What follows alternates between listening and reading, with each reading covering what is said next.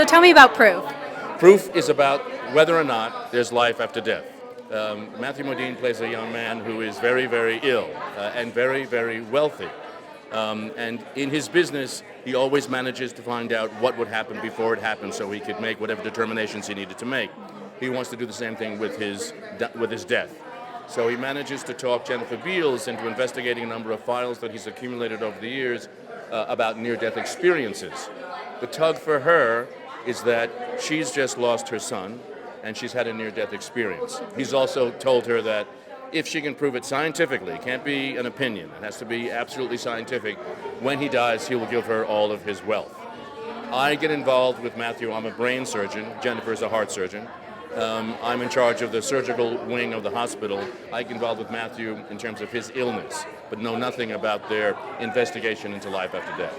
Have you ever had a near-death experience or anything of that sort to relate to in the show? I've never had a near-death experience, but many, many years ago I went to London and actually went to visit a psychic that I just happened to be curious about. You know what's funny? I was going to ask you that next, because I want to do that.